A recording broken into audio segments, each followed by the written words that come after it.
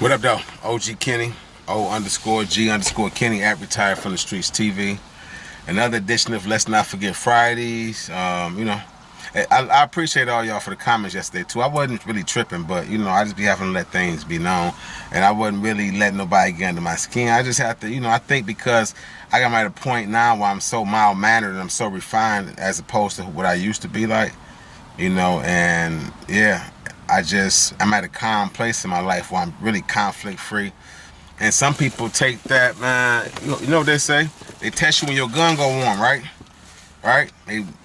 Listen, I feel bad for something that happened between me and the homie last summer. It got physical, and I did what I had to do. He came, apologized later. I apologized in return, and we squashed it. But I had felt up to that point that people was just like testing me too much in the first place. So let's not, I don't want to focus on that too much. I just want to say, I appreciate all y'all, but all is well. So, anyway, this episode of Let's Not Forget Friday, I'm going to take y'all back, man, to 1995, Detroit, where I'm from. This is a story that made national headlines. A lot of people saw this, and Dennis Archer at the time, the mayor, he was a little upset because he felt like it was a bunch of other stuff going on. And let me roll my windows up because traffic riding past. I'm out and about right now. He felt like all these other things going on in the world, and y'all highlighting this tragic story and putting the black eye on Detroit. So anybody that's familiar with Detroit or been to Detroit, and people specifically that live in Detroit know about Belle Isle. Belle Isle is an island park that sits in the middle of the Detroit River, and what connects it from Detroit, or the actual city, and the island is a bridge called the Belle Isle Bridge, right? So in 1995 August, there's a fender bender, or two different fender benders. Some reports say one vehicle crashed into the vehicle twice. Other one said it bumped into the vehicle twice, right? So the driver of the vehicle that was in the wrong, 33-year-old Deletha Ward, it's W-O-R-D, I want to say Word, was the driver, So she smashed into 19-year-old Martell Welch's 19, I think it was 87 or 85 car. And back then, you got to think, Belle Isle was known for the strip. Belle Isle was known for going out there on the weekends at night, riding down, finding the strip. Everybody parked on both sides, just like you see on Boys in the Hood. Sounds bumping. They getting toasted, you feel me? And some people barbecuing. But everybody for sure walking up and down the strip, showing off whatever they showing off. You understand me? Young, thick chicks, half naked, some of them. And then you got dudes who got on their jewelry. You know how that go. Everybody choosing. Everybody peacocking. Everybody on display. So this was one of those nights. So you got a 19-year-old dude who got a clean, old school. He probably feeling good, got his homies with him. They about to go get choose up on something, and boom. And boom. So ain't no telling how severe the damage was or whatnot, but I can only imagine. I used to be heated because I had a bunch of old schools coming up, all through high school and whatnot. So I understand how you feel, especially if you worked hard at that age to get it.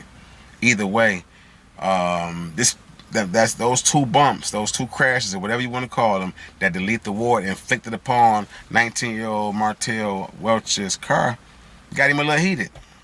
Some people say a lot heated. They say he hopped out the vehicle, 6'1", down at 300 pounds, and after they tried to stop her, I guess, a couple times or whatever, and she didn't stop, so they kind of, blocked her off or whatever the heck happened. Delete the word from the car. He drug her out the car. They say he ripped some of her clothes off. This is according to reports, the police reports, right? They saying that reportedly that he drug her from the car, ripped some of her clothes off, put the hands on her, you know what I mean?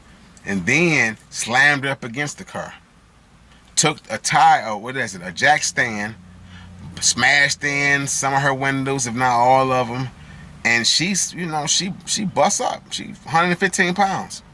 This dude 6'1", 300 pounds. What you gonna do as a woman that's 115 pounds? As a man, that's 115 pounds. If a dude putting them beaters on you and you don't have nothing really to defend yourself, you gon', if you smart, unless you know some type of self-defense tactics or something, you about to get low.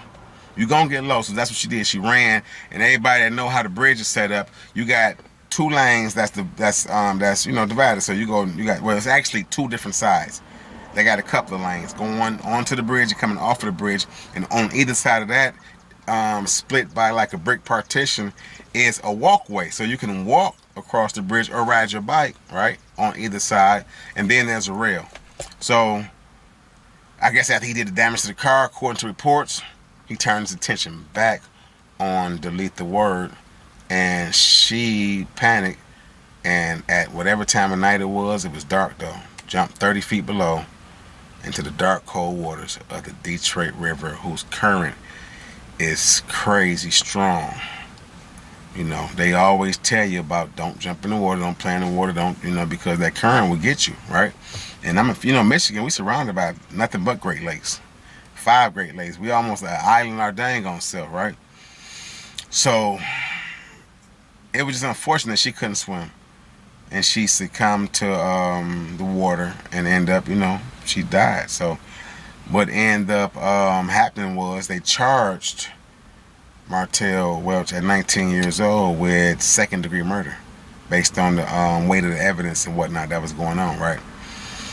Now, off and on from that time up until like March of the following year, 1996, he fought the case, going back and forth to court, going through the judicial process.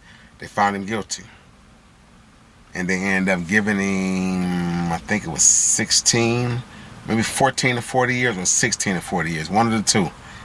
Which so I'm telling this story with all due respect for everybody involved. The focus of the story is not Martell Welch, because the brother did his time. He paid his debt to society. And I'm pretty sure he's home by now, with a minimum like 16 years old, 14 years. I think it was 16. Let's say 16 years. And you figure that was the late 90s, so early 2000s. He'd been out probably 20 years or whatever, or better. So all due respect to that man paying his debt to society, and much respect to the legacy of Deletha Word and her family. But so I'm just letting y'all know I'm telling this story from a good place.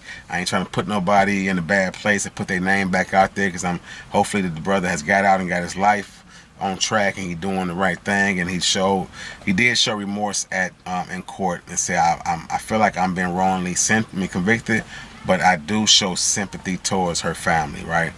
So yeah, and in court, like his lawyer, what's her name, Wanda R. Cal, she argued that Deletha Word had been acting irrationally and all over the place, and that she was on drugs.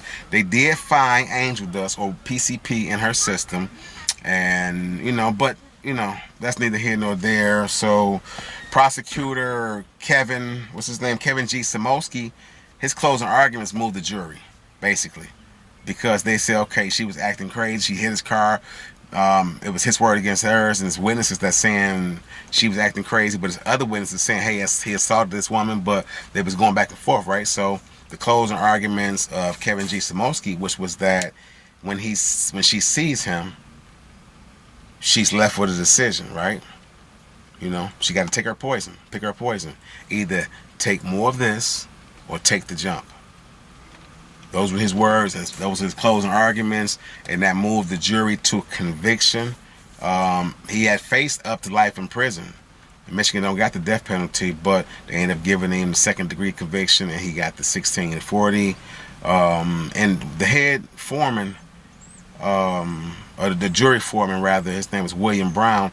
He said that, and this is verbatim, maybe not word for word, but he said that the lesson in this conviction is to teach young men that you cannot put your hand on women. Women are people who are to be cherished, honored, and they are to be loved and taken care of. Those are his words. And I agree. Y'all already know I'm an advocate for women, protecting children, protecting the vulnerable, the elderly. Y'all know how I feel about that. If y'all been watching previous episodes, I talk about it all the time, because I feel like even one of my rules as if you watch those 2 episodes about the top 10 rules to being a better OG, one of the rules is that you got to be advocate for protection, for the neighborhood, for protection and for change, You got to be able to participate actively in your neighborhood and be able to protect people that's in your neighborhood and your community. So, you know, that was a tragic story. It made headlines. It was crazy. That was a young woman, 33 years old. That's young to me, because shoot, I still feel excellent at 40-some years old. So I just, you know, wanted to honor that sister, because I remember I was 19 years old and I had a child on the way. And I remember just being hypersensitive around that time. Just up under my woman at the time. You know, she had a high risk pregnancy, so I was up on her every day. And my sensitivity radar just went up through the roof, because, you know, and then being raised by women a lot, and strong women at that, but still, it made me, that case right there touched me, because I'm like, dang, you know, it's a young woman and she's small, you know. No, you know, and then you got to think, everybody have their moments where they experiment. I can't say everybody. A lot of people I know have had moments where they experimented with drugs over the years. You know what I mean? Where they've experimented with things outside of Mary Jane and traditional alcoholic beverage, right? But that's not to judge nobody, you know. And so I'm not judging that sister for being on whatever she was on, and I'm not really judging the young brother Martell Webster, because I don't know at 19 years old what I would have done in that situation. That right there was out of my character, particularly. You understand what I'm saying? But hey, it is what it is, man. Just rest in peace. Delete the word, you know.